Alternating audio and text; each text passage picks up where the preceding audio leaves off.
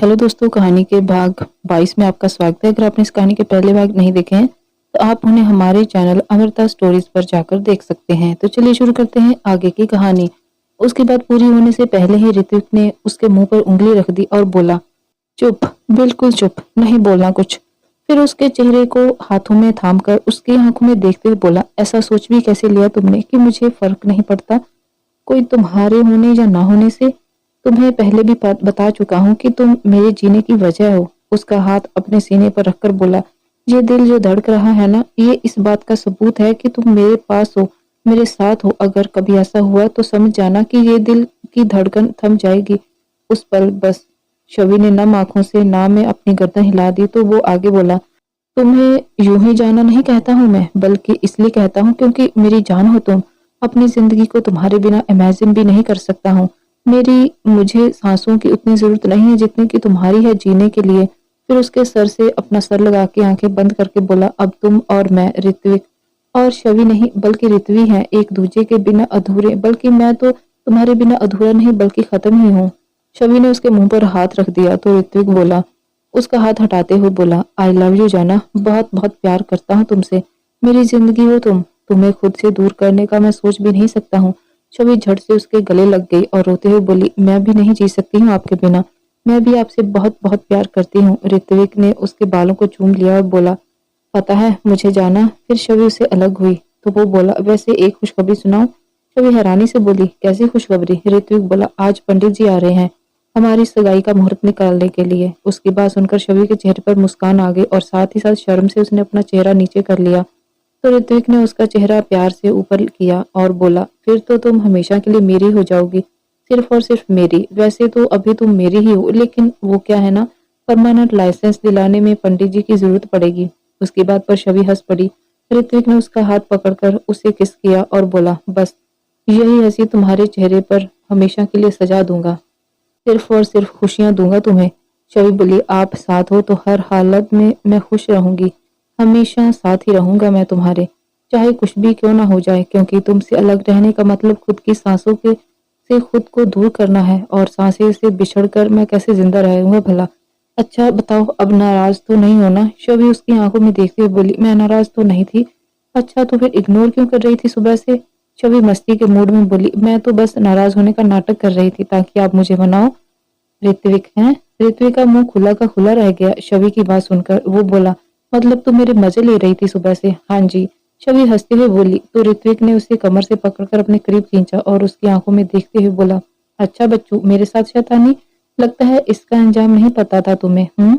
शवि बेपरवाही से बोली, अब क्या अंजाम से डरना। तो नहीं डर लगता मुझसे, बिल्कुल नहीं। सोच लो, सोच लिया, नहीं डर लगता बल्कि हिम्मत मिलती है आपके पास। ऋत्विक ने उसके माथे पर किस किया और बोला, आई लव यू जाना। शवि बोली, पता है। ऋत्विक हैरानी से, आई लव यू का जवाब आई लव यू टू होता है, वो भी पता है। शवि बोली। तो ऋत्विक बोला, तो मेरे आई लव यू का जवाब दो फिर। शवि दूसरी तरफ देखते हुए बोली, मूड नहीं है अभी। अच्छा तो और मजे लेने हैं अभी आपने अपने इस दीवाने के। ऐसा कुछ नहीं है तो फिर बोलो। मुझे शर्म आती है। मुझसे कैसी शर्म वाला, बोलो ना जाना एक बार बस। शवि आंखें बंद करके हिम्मत करते हुए बोली, आगे लव, आगे जाना, एक साथ बोलो ना, ये क्या किश्तों में प्यार जता रही हो। शवि ने एकदम से बोला, I love you too. Ritwik को हंसी आ गई तो उसने शवि का नाक को अपने इंडेक्स फिंगर से छेड़ते हुए कहा, कमाल हो, तुम्हारी हर अदा पर और भी प्यार आता है। शवि ने आंखें खोली और बोली, अब मैं अंदर जाती हूँ, दादी की दवाई का टाइम हो गया है। जाओ भाई, इसमें हमसे ज्यादा तो आपको अपनी दादी की फिक्र है ना। कोई ना, एक बार सगाई हो जाए और फिर शादी, फिर तो मैं खुद से एक पल भी दूर नहीं जाने दूंगा। उसकी बात पर शवि हंस पड़ी और बोली, पागल हो एकदम। इतना कहकर वो भाग गई तो ऋत्विक पीछे से बोला, तुम्हारा पागल जाना, सिर्फ तुम्हारे लिए पागल। फिर अपने बालों में हाथ घुमाया और वो भी अंदर चला गया और थोड़ी देर में वो निकल गया अपनी मीटिंग के लिए। उधर एक कैफे में आरुष और अलीशा एक टेबल पर बैठे हुए थे। आरुष बोला, जो कुछ सोचा था सब उसका उल्टा हो गया। प्लान ए तो एग्जीक्यूट करने का मौका ही नहीं मिला, तो आपका प्लान बी भी कचरे में गया समझो। कुछ समझ नहीं आ रहा कि अब क्या होगा आगे। मैंने ऋत्विक से तो बड़े कॉन्फिडेंस से कहा था कि शबी को उसका नहीं होने दूंगा, पर अब करेंगे क्या। अलीशा कॉफी का सिप लेते हुए बोली, कोई बात नहीं, प्लान अगर एग्जीक्यूट नहीं होने से पहले ही फ्लॉप हो गया हो तो क्या हुआ, ज्यादा से ज्यादा क्या होगा, सगाई हो जाएगी ना, होने दो। उसके बाद पर आरुष हैरानी से बोला, यह क्या बोल रही हैं आप, सगाई होने दे मतलब? ऐसे कैसे होने दे सगाई? मैं शवि को किसी और के साथ इमेजिन भी नहीं कर सकता। अगर सगाई हो गई तो फिर शादी भी तो होगी ना, और ऐसा मैं बिल्कुल भी नहीं होने दे सकता। मैं बहुत प्यार करता हूँ शवि से। रिलैक्स हो जाओ मिस्टर आरुष, सिर्फ सगाई होने देनी है, उसके बाद सब कुछ खत्म। क्या मतलब है आपका? मतलब भी समझ आ जाएगा। पहले बस किसी तरह से शवि के सामने अपने प्यार का इकरार कर दो। लेकिन उससे क्या होगा? अरे भाई, जब वो ऋत्विक से हमेशा के लिए दूर होगी तो उसे किसी का सहारा तो चाहिए होगा ना। तो अगर उसे पता होगा कि आप उससे प्यार करते हैं तो वो आप पर बिलीव करेगी, और इस बात का आप फायदा उठा सकते हो उसे अपना बनाने के लिए, या फिर चाहते हो कि कोई और इस बात का फायदा उठा ले? नहीं नहीं, ऐसा नहीं होगा। मैं कोशिश करता हूँ अपनी फीलिंग्स कन्फेस करने की। गुड, बस आगे मैं सब संभाल लूंगी। पक्का आप संभाल लोगी ना? जैसे आपको शवि चाहिए वैसे ही मुझे भी ऋत्विक चाहिए, तो ट्रस्ट मी। ठीक है, फिर चलता हूँ, कहकर आरुष उठा और दोनों एक दूसरे को बाय बोलकर चले गए। आरुष रास्ते भर यही सोच रहा था कि आखिर अलीशा के दिमाग में क्या चल रहा है। तो वहीं अलीशा कार ड्राइव करते समय सोच रही थी, सॉरी आरुष, मैं क्या करने वाली हूँ ये मैं आपको भी नहीं बता सकती। इट्स द टॉप सीक्रेट, क्योंकि ऋत्विक को पाने के लिए मुझे अगर शवि को रास्ते से हटाना भी पड़ेगा तो मैं पीछे नहीं हटूंगी। ऋत्विक मेरी जिद बन चुका है, और अपनी हर जिद आज तक मैंने पूरी की है और इस बार भी करूंगी। इतना कहकर वो मुस्कुरा दी। ऋत्विक जल्दी से अपना काम निपटाकर शाम को जल्दी घर आ गया, क्योंकि आज पंडित जी को आने वाले थे उसकी और शवि की सगाई का मुहूर्त निकालने के लिए। उसके आते ही दादी उसे टॉन्ट मारते हुए बोली, अरे कोई बड़ा बेसब्र हो रखा है आजकल। जो लोग काम में दिन रात नहीं देखा करते थे, अब काम में उनका मन ही नहीं लगता है, बस घर आने को ही बेताब रहते हैं। जाने ऐसा क्या हो गया है इन दिनों, बस भगवान ही जाने। उनकी बात सुनकर ऋत्विक, जो कि कॉफी पी रहा था, उसे एकदम से ठसका लग गया और उसे खांसी आने लगी। तो दादी उसकी पीठ को सहलाया और मुस्कुराते हुए बोली, अरे अरे चीकू, तुझे क्या हो गया? ऋत्विक ने दादी को घूर के देखा और बोला, मेरी भोली सी दादी, मैं बिल्कुल आपके सामने ही बैठा हूँ, तो ऐसे इनडायरेक्टली ताने मारने से अच्छा है कि सीधे सीधे मार लो। दादी मुस्कुराने लगी और बोली, अरे मैं तुझे ताना नहीं मार रही थी, मैं तो बस यूं ही। क्या यूं ही? मेरी टांग खींच रही है ना आप? बहुत अच्छे से जानता हूँ मैं आपको। फिर मुस्कुराते हुए बोला, पर कोई बात नहीं, सब माफ है आपको। आखिर आप ही की वजह से तो सब हो रहा है। जो मुझे इतना मुश्किल लग रहा था, लेकिन आपने चुटकियों में ही सब सॉल्व कर दिया। उन्हें साइड हग करते हुए बोला, थैंक यू सो मच दादी, मेरी जिंदगी की सबसे बड़ी खुशी मुझे दिलाने के लिए। आई लव यू दादी, यू आर द बेस्ट। उसकी मक्खनबाजी से दादी हंसने लगी और बोली, बस कर बदमाश, पहले ही मुझे कोलेस्ट्रॉल की प्रॉब्लम है और ऊपर से तू इतना मक्खन लगा रहा है। फिर तेरी छवि मेरा कोलेस्ट्रॉल कंट्रोल करने के मुझे और भी कड़वी दवाइयां खिलाएगी। उनकी बात पर ऋत्विक जोर जोर से हंसने लगा तो राजश्री जी आके बोली, क्या बात, दोनों दादी पोता किस बात पर ठहाके लगा रहे हैं? दादी ने उनको बताया तो वो भी हंसने लगी। तभी पंडित जी भी आ गए। राजश्री जी ने उन्हें जूस और कुछ खाने का सामान सर्व किया। फिर थोड़ी देर में बाद पंडित जी दोनों की कुंडलियां लेकर बैठ गए, चश्मे लगाकर। कभी शवि की कुंडली की तरफ देखते तो कभी ऋत्विक की कुंडली की तरफ। पंडित जी का ध्यान कुंडलियों पर था और बाकी सब का उन पर। ऋत्विक दादी के कान में धीरे से बोला, दादी ये पंडित जी इतने गौर से क्या देख रहे हैं? जितनी इंटेंसिटी से ये हमारी कुंडलियों को देख निहार रहे हैं, इतनी इंटेंसिटी से तो हम दोनों ने भी एक दूसरे को नहीं निहारा होगा। उसकी बात सुनकर दादी हंसने लगी और साथ में बैठी हुई प्रियल भी हंसी निकल गई और वो बोली, ऋत्विक तो बोली, क्या भाई, कितना झूठ बोलते हो आप। मैंने देखा है आपको, जब आप भाभी की तरफ देखते हो तो आपको आसपास का कोई होश ही नहीं रहता है, इतना इंटेंसिटी से देखते हो। उसकी बात सुनकर ऋत्विक ने उसके सर पर एक थपकी मारी और बोला, तेरा ध्यान क्या हमेशा मेरी ही तरफ रहता है ना? मैं क्या करता हूँ और कैसे करता हूँ, अपने काम से काम रखा कर। शर्म नहीं आती अपने भाई से ऐसी बातें करते हुए? सब उनको ऐसे खुसफुस करते देखकर राजश्री जी ने उन्हें इशारे से चुप रहने को कहा, तो तीनों ने ही एक साथ एक दूसरे मुंह पर उंगली रख दी। और ये देख के राजेश जी भी, उनकी भी हंसी छूटने वाली थी। अपनी बीवी की नजर पड़ते ही वो सीरियस हो गए। तभी पंडित जी बोले, बहुत खूबसूरत मेल है दोनों कुंडलियों का। ये सुनते ही ऋत्विक के चेहरे पर तो मानो हजारों वॉट का बल्ब जल गया हो। घर वाले सब भी खुश बहुत हुए थे। दादी पंडित जी से बोली, तो फिर जल्दी से मुहूर्त निकालिए ना पंडित जी, सगाई का, अगर इतना अच्छा मेल है हमारे बच्चों का। पंडित जी बोले, जी मेल तो अति उत्तम है, ऐसी जोड़ियां सच में भगवान खुद ही बनाकर भेजते हैं स्वर्ग से। बिल्कुल शिव पार्वती जैसी जोड़ी है। लेकिन इतना कहकर वो चुप हो गए तो सबके चेहरे से एक पल की मुस्कुराहट गायब हो गई। राजेश जी बोले, लेकिन क्या पंडित जी, सब कुछ अगर ठीक है तो दिक्कत क्या है फिर? पंडित जी बोले, दिक्कत ये है जजमान कि जितनी सुंदर इनकी जोड़ी है उतनी ही खूंखार नजरें इनके रिश्ते पर अपनी नजरें जमाए बैठी हुई हैं। कहीं ना कहीं दोनों का मेल है तो बहुत खूबसूरत, लेकिन आसान बिल्कुल भी नहीं है। इनका रिश्ता गुलाब की तरह सुंदर लेकिन कांटों से भरा हुआ है। तभी ऋत्विक बोला, आप चिंता मत कीजिए पंडित जी, ऐसे कोई कांटे नहीं बने जो इस दुनिया में जो ऋत्विक और शवि के रिश्ते में चुभन पैदा कर पाए। कितनी भी खूंखार नजरें हों, लेकिन हमारे प्यार की ताकत के आगे बिसात नहीं किसी की बुरी नजर की। आप बस अच्छा सा मुहूर्त निकालिए, बाकी सबसे मैं खुद डील कर लूंगा। राशि जी बोली, ऋत्विक बेटा ये बात इतनी छोटी नहीं है, अगर पंडित जी कह रहे हैं तो उपाय भी होगा उनके पास। फिर पंडित जी बोले, पंडित जी हर मुश्किल का समाधान होता है ना, तो इसका भी तो होगा ना। आप बताइए क्या उपाय करने होंगे हमें अपने बच्चों के जीवन की परेशानियों को दूर करने के लिए। पंडित जी बोले, इसी जरूर हल निकालेंगे हम इसका, आप चिंता ना करें, महादेव की कृपा है इनके रिश्ते पर। लेकिन सगाई का शुभ मुहूर्त एक ही है, वो भी 1 महीने बाद का निकल रहा है। ये सुनकर ऋत्विक हैरान रह गया और झट से बोला, ऐसे कैसे हो सकता है? एक ही मुहूर्त कैसे हो सकता है? जरा ध्यान से देखिए ना फिर से। फिर पंडित जी के पास जाके बैठ गया और कुंडलियां उनके हाथ से लेते हुए बोला, दिखाइए जरा मैं देखूं। फिर पंडित जी की तरफ झुककर उनके कान के पास जाके बोला, आपके ये चश्मे कितने पुराने हैं, डल हो गए हैं पंडित जी, नए ले लीजिए ना, वो भी इम्पोर्टेंट वाले।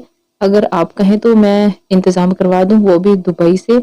उसकी बात सुनकर पंडित जी उसकी तरफ देखने लगे तो वो बोला, और आपको मीठा बहुत पसंद है ना, आप कहें तो पूरी की पूरी हलवाई की दुकान आपके नाम करवा दूं। बस ये सगाई का मुहूर्त जरा सोच समझ कर बताइएगा, बाकी मुझ पर छोड़ दीजिए। पंडित जी बत्ती सी दिखाने लगे और बोले, बस इतनी सी बात, मैं जरा दोबारा चेक करता हूँ। तो ऋत्विक अपने रूम की तरफ चल पड़ा तो पीछे से दादी पंडित जी से बोली, पंडित जी वो 1 महीने वाला ही सही है, तैयारियों का भी समय मिल जाएगा हमें, है ना। तभी वो झट से पलटा और पंडित जी के पास आके बोला, मैं तो मजाक कर रहा था, आप लोग तो सीरियस हो गए। पंडित जी आप कहें तो एक चश्मा क्या पूरा का पूरा लेंस कार्ड आपके नाम करवा दूं। उसके बाद पर पंडित जी बोले, अरे बेटा इतने चश्मे में कहाँ लगाऊंगा भला। सब लोग फिर खिलखिला उठे। फिर वो दादी से बोला, और सारी तैयारी हो जाएंगी दादी, डोंट वरी, वो यार सिंघानिया यू नो। दादी उसके कान खींचकर बोली, बदमाश ऋत्विक। अपने कान छुड़ाकर अपने रूम की तरफ भाग गया। तो राजेश जी बोले, यकीन नहीं होता कि ये हमारा वही सीरियस रहने वाला ऋत्विक है जो आज ये नटखट हरकतें कर रहा है। राजश्री जी बोली, सही कहा आपने। फिर पंडित जी से सलाह मशवरा करके उन्हें दक्षिणा देकर विदा कर दिया। वहीं ऋत्विक अपने रूम में जाके झूमने लगा, पिलो लेकर उसे अपनी बाहों में भरकर बोला, वाओ, फाइनली जाना, फाइनली तुम मेरी हो जा रही हो, हमेशा हमेशा के लिए। यकीन नहीं हो रहा मुझे, अगर अभी तुम यहाँ होती तो तुम्हें कसकर गले लगा लेता, लेकिन आज तुम भी जल्दी चली गई। खैर खबर तो तुम्हें भी मिल ही जाएगी अभी, अब बस तुम तैयारी करो शवि ऋत्विक सिंघानिया बनने की, और ये जो शाम को यहाँ से चली जाती हूँ ना, फिर तो हमेशा मेरे पास ही रहोगी। बहुत खुश हूँ आज मैं, बहुत बहुत खुश। बस अब किसी की बुरी नजर नहीं पहुंचने दूंगा मैं हम दोनों के रिश्ते की तरफ। जाना बस 3 दिन और। फिर उस पिलो को लेकर बेड पर गिर गया। उधर आश्रम में दादी ने फोन करके बता दिया। सब लोग बहुत खुश थे, बस गिन्नी को छोड़कर, क्योंकि उसे अभी भी लग रहा था कि जो हो रहा है ठीक नहीं है, इसलिए वो ज्यादा खुश नजर नहीं आ रही थी। लेकिन रिया और बाकी सब बहुत खुश थे, खासकर सब बच्चे, वो तो खुशी के मारे डांस कर रहे थे। वहीं शवि अपने रूम में बैठी हुई थी, पिलो में अपना मुंह छुपाकर, और उसका दिल इस वक्त बुलेट ट्रेन की तरह रफ्तार की तरह तेज तेज धड़क रहा था, और उसके साथ साथ एक खुशी भी दौड़ रही थी उस धड़कते हुए दिल में। तभी वहां रिया आई और उसे छेड़ने लगी, और वो शर्माते हुए वहां से भागने लगी और जाकर दाई के पास चली गई। दाई रिया को झूठ मूठ डांटने लगी और शवि की तरफ देखने लगी तो उनकी आंखों में नमी तैर गई। उन्होंने झट से उसे गले लगा लिया तो शवि भी भावुक हो गई। वहां मौजूद सब लोग इमोशनल हो गए। गिन्नी भी और रिया भी जाकर उनके साथ शामिल हो गई। थोड़ी देर बाद रिया बोली, बस करो अब आप सब लोग, कुछ आंसू विदाई के लिए भी बचा लो। तभी दाई माँ का फोन बजा। उन्होंने उठाया तो दादी उधर से बोली, होने वाली समझ जी, अगर आपकी इजाजत हो तो हम अपनी होने वाली बहू को कल सगाई की शॉपिंग के लिए लेकर जाना चाहेंगे। दाई माँ शबी की तरफ देखते हुए बोली, जी जरूर, आप ही की अमानत है। इतना कहते हुए फिर से मन भर आया, लेकिन खुद को बांधते हुए मुस्कुरा दी। थोड़ी देर बाद बात करने के बाद उन्होंने फोन काट दिया। सब लोग खुशी से इधर उधर कामों में लगे थे। शबी का फोन रिंग हुआ तो डिस्प्ले पर नाम देखकर वो थोड़ा डर गई और थोड़ा शर्मा गई। दाई माँ उसे देखकर समझ गई और बोली, बेटा तुम अपने रूम में जाके आराम करो, मैं जरा सारे इंतजाम देख लूं। तुम्हारी होने वाली दादी सास ने कहा है कि सगाई उनके घर ही होगी, लेकिन इसका मतलब ये तो नहीं कि हम अपनी तरफ से कोई इंतजाम ही नहीं करेंगे। अपना हर फर्ज तो मैं अपनी तरफ से पूरी करूंगी ही ना। शबी मुस्कुरा दी और अपने रूम में चली गई। क्योंकि उसके मॉन्स्टर का फोन जो आ गया था, जब तक नहीं उठाएगी वो जान नहीं छोड़ने वाला है। शवि जल्दी से भाग के अपने रूम में गई और दरवाजा बंद कर लिया। तब तक उसका फोन चौथी बार बजने लग गया था। हार कर उसने फोन उठा लिया और हेलो बोला ही था कि दूसरी तरफ से ऋत्विक बोला, क्या हुआ जाना, इतना टाइम क्यों लग गया फोन उठाने में? तुम ठीक तो हो ना? तबीयत ठीक है ना तुम्हारी? बताओ मुझे। शवि बोली, एक सेकंड रुकिए तो सही, मुझे बोलने का मौका देंगे तब तो कुछ बताऊंगी ना, कब से बोले ही जा रहे हैं आप। मैं क्या बताऊं? ऋत्विक मुंह बदनाते हुए बोला। अच्छा सॉरी जाना, पर अब क्या करूं मैं, तुम्हें फोन उठाने में इतनी देर लग रही थी, मुझे टेंशन होने लगती है इसलिए, पर फिर भी बताओ ना इतना टाइम कैसे लग गया? शवि ने अपने माथे पर हाथ दे मारा और बोली, कुछ नहीं हो सकता आपका, घूम फिर कर वहीं आ जाते हैं आप। दाई माँ के पास ही थी और सब भी वहीं थे, इसलिए नहीं उठा सकती थी तो रूम में आई हूँ अब। वैसे आपने इस वक्त फोन क्यों किया, क्या जाना? लड़कियां तो खुश होती हैं कि उनका होने वाला पति उन्हें फोन करके उनसे बात करे, और तुम हो कि हमेशा मेरे अच्छे खासे मूड का फालूदा बना के खा जाती हो। ऋत्विक मुंह बनाते हुए बोला। उसकी इस बात पर शवि खिलखिलाकर हंसी और उसकी हंसी सुनकर ऋत्विक के चेहरे पर तो स्माइल ही आ जानी थी। शवि बोली, क्या आप भी कुछ भी बोल देते हैं? ऋत्विक अपनी भौहें उचकाकर बोला, जाना मैं भी नहीं, मैं ही, सिर्फ मैं, तुम्हारा ऋत्विक सिंघानिया, आज के बाद मत कहना आप भी, बोला करो आप ही। आई बात समझ में? शवि मस्ती के मूड में बोली, ओहो जनाब को गुस्सा आ गया क्या? टांग खींच रही हो मेरी? अरे मैं यहाँ हूँ आप वहाँ, मैं आपकी टांग कैसे खींच सकती हूँ भला? अच्छा बच्चू, बहुत मस्ती करने के मूड में हो रहा है, मिलो तो जरा कल, फिर बताऊंगा तुम्हें। शवि मुस्कुरा के बोली, कल आप कुछ नहीं कर पाएंगे क्योंकि सब लोग साथ में होंगे मिस्टर सिंघानिया। ऋत्विक बोला, भूल रही हो जाना, ऋत्विक सिंघानिया नाम है मेरा, मेरे लिए कुछ भी नामुमकिन नहीं है और तुम तक पहुंचना तो बिल्कुल भी नहीं। शबी मुंह बनाते हुए बोली, देखेंगे देखेंगे, खैर सब बाद में देखेंगे। तुम मुझे बताओ कि खुश हो ना हमारी सगाई की खबर से? सिर्फ 3 दिन बचे हैं जाना, फिर तुम मेरी होगी सिर्फ मेरी। शवि शर्माते हुए बोली, खुश हूँ बहुत, लेकिन एक डर सा लग रहा है कि कहीं किसी की नजर न लग जाए इन खुशियों को।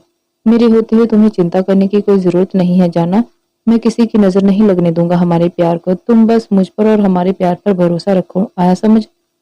शबी मुस्कुराकर बोली तो ऋत्विक बोला, कल टाइम पर आ जाना, वेट मत करवाना अपने मिस्टर सिंघानिया को, और हाँ पिंक कलर पहनकर आना, बहुत जचता है तुम पर। ठीक है मिस्टर मॉन्स्टर, कहकर शबी ने झट से फोन काट दिया और अपने लिए मॉन्स्टर शब्द सुनकर ऋत्विक का मुंह खुला का खुला रह गया, लेकिन जब तक वो रिएक्ट करता तब तक फोन कट चुका था।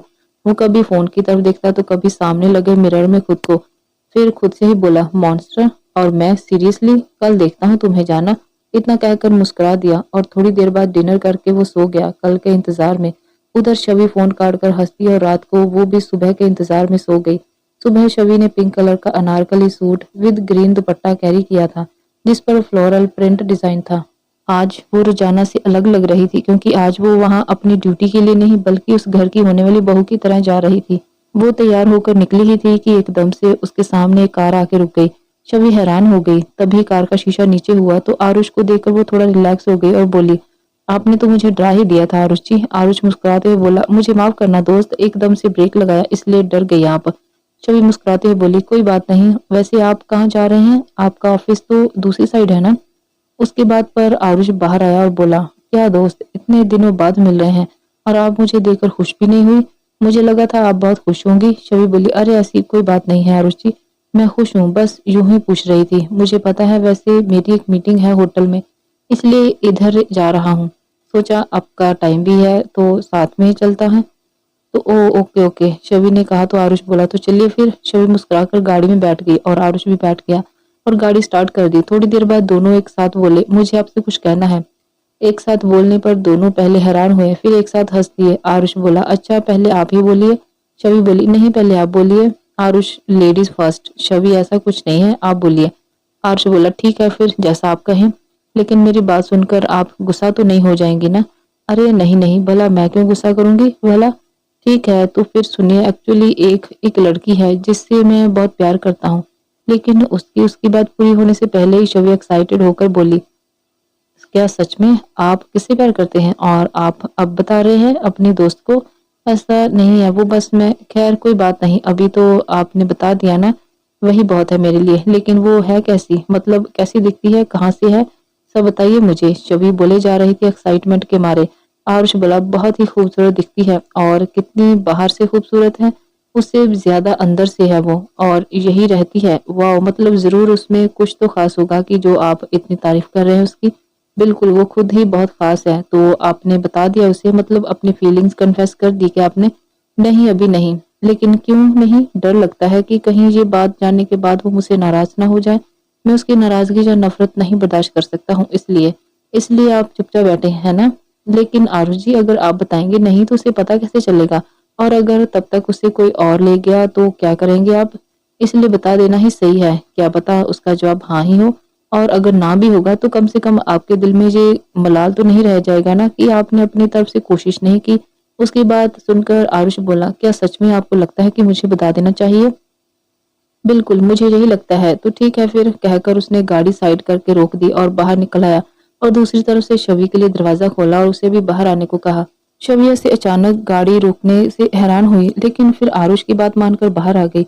आरुष ने गाड़ी की डिग्गी खोली तो उसमें ब्लू फ्लावर्स वगैरह से सजावट की हुई थी और बीच में एक हार्ट शेप का रिंग बॉक्स रखा हुआ था जो कि खुला हुआ था और उसमें से एक बहुत ही खूबसूरत सी डायमंड रिंग भी थी। वो शवि को हाथ पकड़कर वहां लाया तो शवि वो सब देखकर हैरान हुई लेकिन उसे लगा कि आरुष सिर्फ उसे दिखाने के लिए लाया है।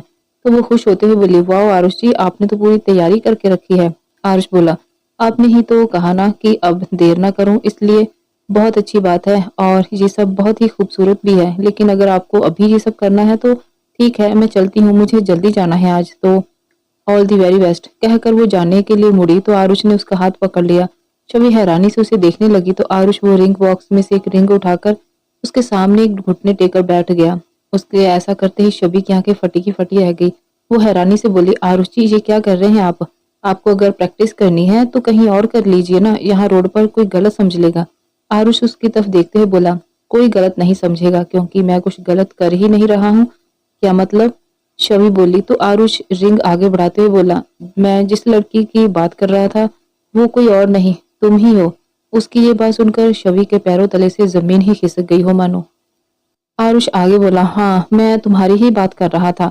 मुझे ये सारी बातें करनी तो नहीं आती क्योंकि आज तक कभी ये सब किया नहीं मैंने, लेकिन इतना कहना चाहता हूँ कि तुम जब से पहली बार मिली हो ना तब से ही बस हर पल हर लम्हा तुमसे प्यार किया है मैंने। तुमसे दोस्ती भी इसलिए की ताकि तुम्हारे दिल में कहीं जगह बना सकूं। मुझे ये प्यार व्यार सब झूठ लगता था, कभी यकीन नहीं होता था कि कोई कैसे किसी के लिए इतना इम्पोर्टेंट हो जाता है। लेकिन तुमसे मिलने के बाद इस बात का एहसास हुआ कि ये बात बिल्कुल सच है। जब आप किसी को दिल से चाहते हो ना तो उससे बढ़कर आपके लिए और कुछ मैटर नहीं करता। मेरे लिए भी तुमसे बढ़कर और कोई नहीं है। जिंदगी में पहली बार किसी के लिए ये सब फील किया है मैंने।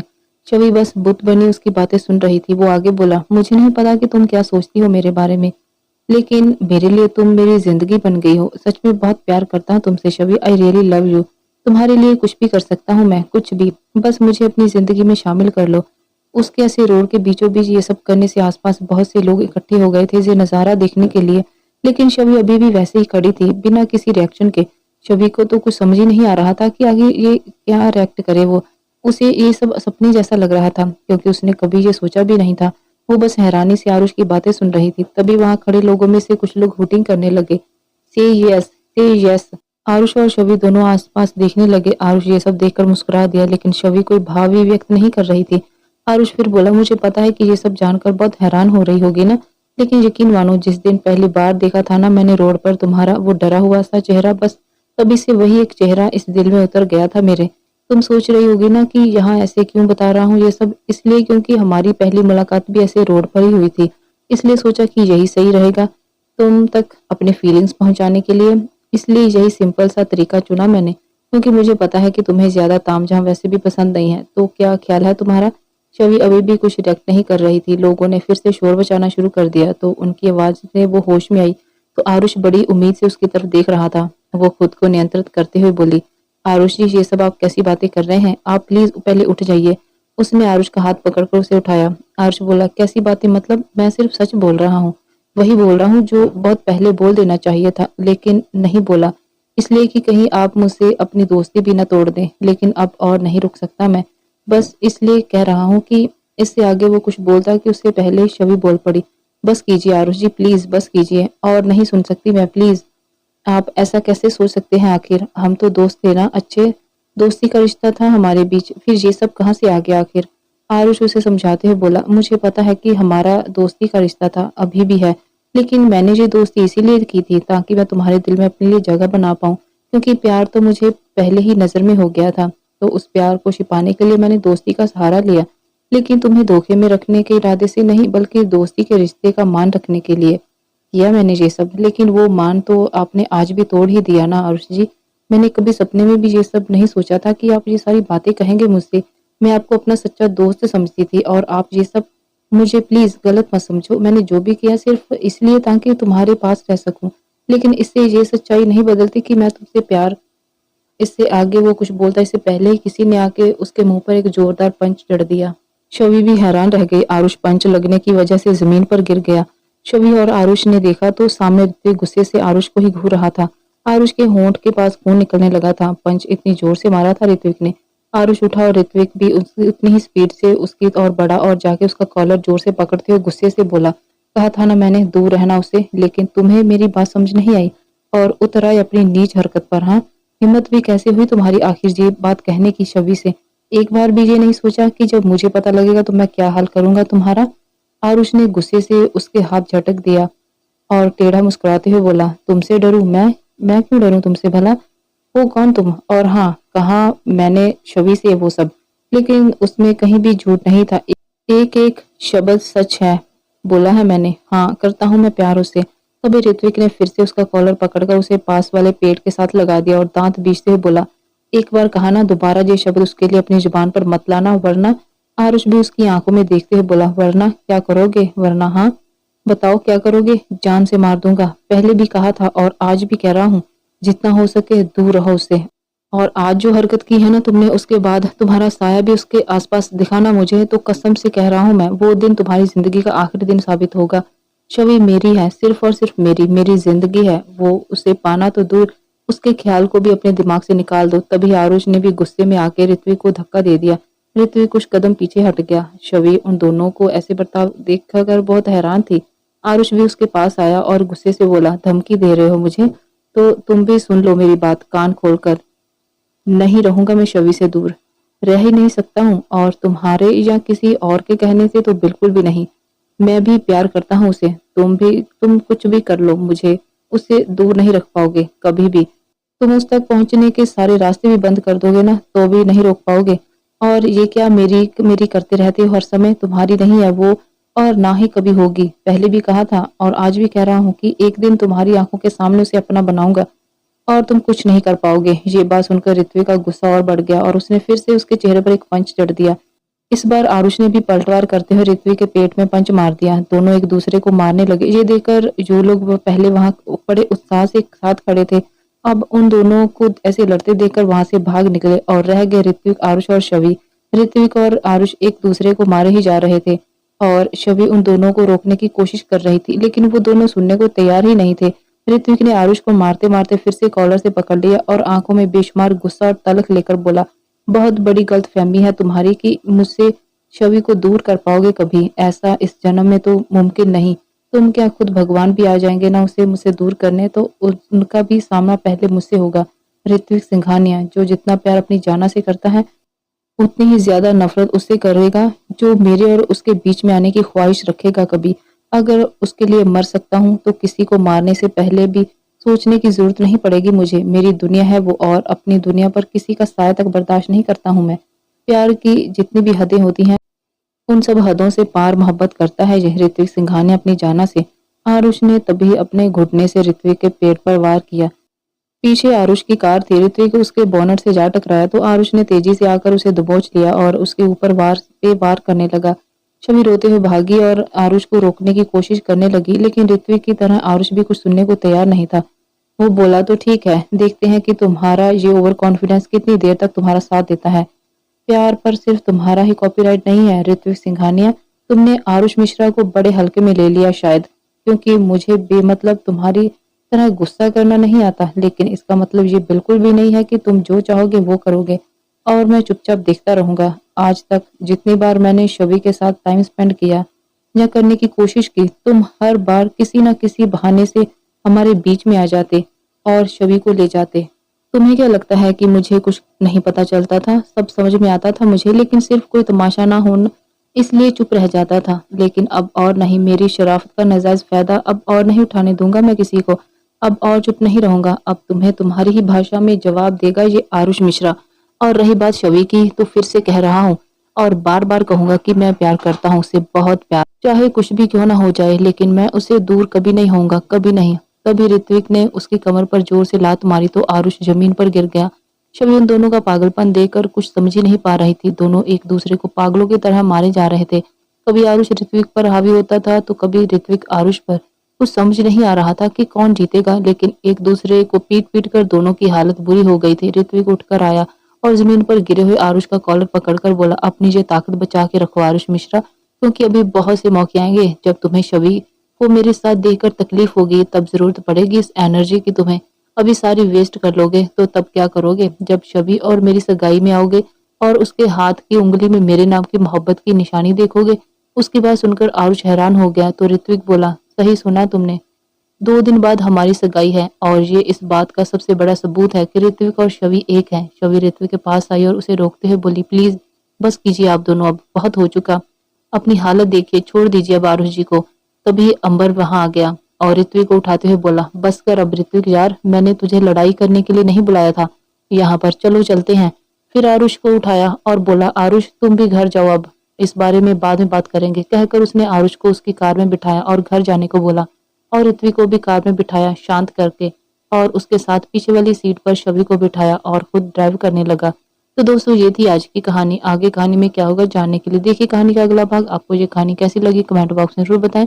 वीडियो को लाइक शेयर करें, चैनल पर नए हैं तो चैनल को सब्सक्राइब जरूर करें। मिलते हैं अगले भाग में, धन्यवाद।